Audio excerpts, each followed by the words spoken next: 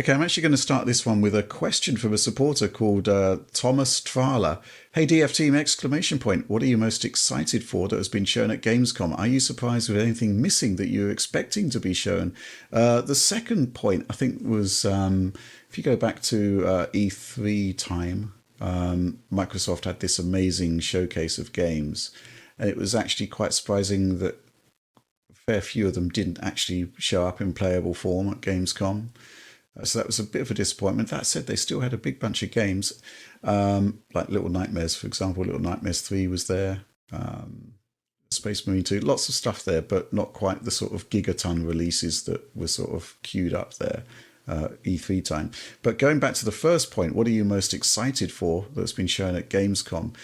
This is the sort of thing that I kind of live for in this job. A really fantastic looking piece of software or hardware. In this case, it's software. And the game is Black State on PC. It's from a really small Turkish developer called Motion Blur. And it was at the NVIDIA booth. Now, kudos to NVIDIA for basically giving this game a platform. And boy, it deserves it. The lighting of this game, the ray tracing, it's absolutely phenomenal. I've got my own thoughts about this, but you've got some footage there, Alex, and obviously you're the king of ray tracing analysis. Yes. Share. Well, I mean, I had to ask you, it is apparently an Unreal game. That's right. But the ray trace reflections they were using did not suffer from lumen issues, which is very, very interesting. Yeah. At least as I could see based upon the footage provided. And I was just really curious about what the heck they're doing there. So the game kind of, at least visually, reminds me of Metal Gear Solid 5 plus kind of ArchViz, or, you know, architectural visualizations. Yes. And I really like that kind of clean room look to a lot of the environments here. I really like that a lot. I also, I'm a big fan of any game that has like high quality textures on a lot of objects too, that are very consistently applied across the environment. Here it looked like that, and I was a really big fan of that.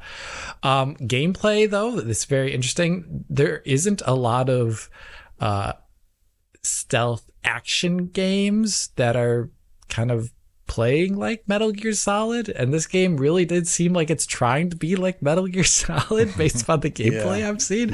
Like there's a niche there that is missing since MGS5 came out. You know, I actually don't like that game too much. I love Ground Zeroes, but I don't like MGS5 too much. After I played it for like 80 hours, I say that. And here I would like for a game to play like MGS5, but maybe have better designed levels, as weird as that sounds. And given how it seems like they're a smaller team, they're not going to be doing, like, I hope, some sort of like procedural open world stuff. I want like dedicated oil tanker mission where I infiltrate and kill dudes. So that excites me. I'm excited for that. But graphically, I was just like you, Rich. I thought it fantastic looking for such a small team. What's really interesting is a month ago, a trailer appeared on the NVIDIA GeForce YouTube channel, and it doesn't actually have the RT reflections in it. It seems to be the cube maps, and it just looks totally different to what you're seeing here. I do think they are using a custom RT solution because these guys are ex-CG artists, right? They really wanted to do their own thing. And the other thing is, even now, it's incredibly performant. It was 4K 120 with DLSS on a 4090. But the reason it's performant is that it's developed on Ampere. I think NVIDIA said it was like they were primarily using 3080s to do this. And so, you know, they just bunged it on a 4090, and it's not even using frame generation. I don't think it's got ray reconstruction in there yet. So it's sort of defaulting to the Unreal Engine denoiser. So, you know, there's quality upgrades to come. But the thing is, the attention to detail. Well, there's two things to this. First of all, the quality of the ray tracing. You turn it on and you turn it off, the game is transformed. It's what you might call a control moment, you know, where you played Control from Remedy and it looks great.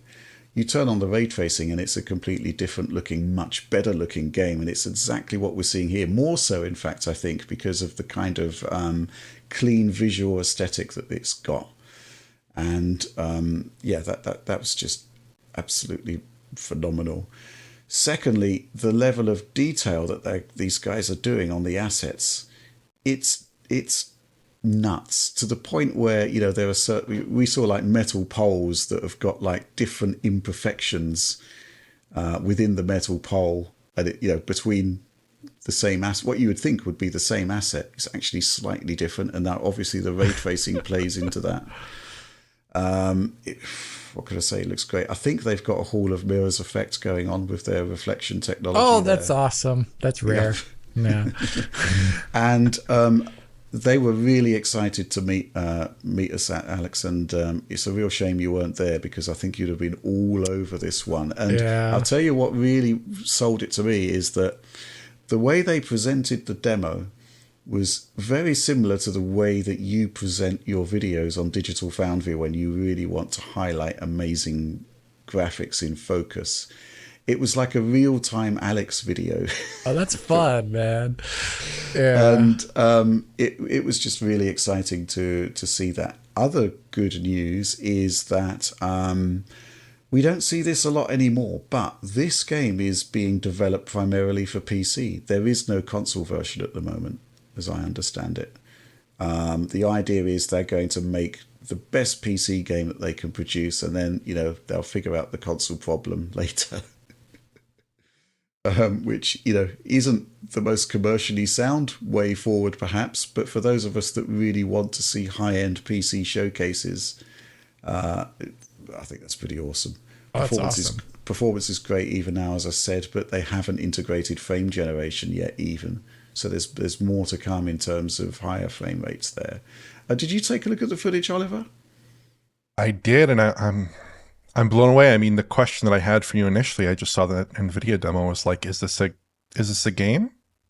Is this offline CG? Like, it looks ridiculous. It looks ridiculous. And then I saw the gameplay demo as well, which obviously indicates that it is indeed a game. But yeah, I mean, it just looks insane. Like the environmental lighting and materials and the poly counts, everything just looks incredible. I mean, if you look at the lab equipment, for instance, the way the microscope looks, that little microscope with the perfect reflective detail on very fine and intricate curved surfaces, including self-reflection, like, just looks outrageously good. When you mix RT lighting with super high fidelity models, I think the quality bar for what developers can achieve, even with presumably a smaller team like you're describing here, is it just goes through the roof. I mean, it's ridiculous. Very offline level of visual quality here. But I think that one curious thing that I did see with the trailer here was when they were switching between the non-RTX view and the RTX view. The non-RTX view didn't feature lumen reflections, so it was just using cube maps. It was not using SDF-based reflections, not using hardware tier-based reflections.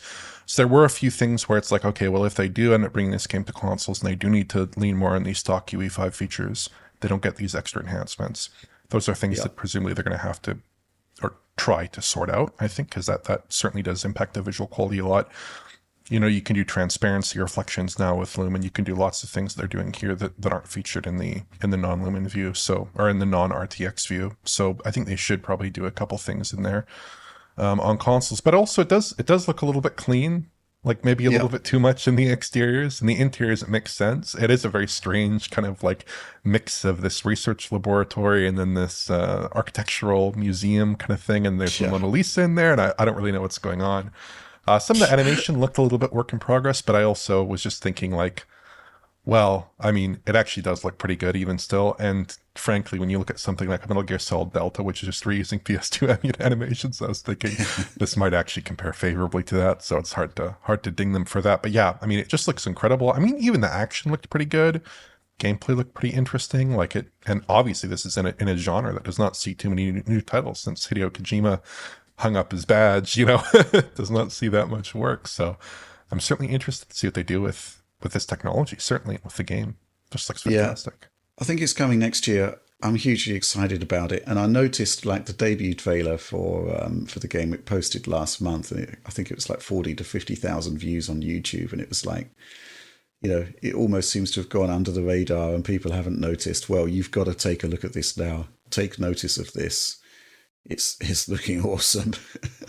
And I just really loved the way they presented the game. And And NVIDIA were very, very positive about it as well. You know, going into the way the NVIDIA booth was set up is that they had various demo rooms. And as we went into the demo room for this particular game, Phil Scott, the developer relations guy, he's a bit of a legend in development circles. He just sort of whispered, yeah, you're going to like this one. And we went in there just blown away by what's happening here.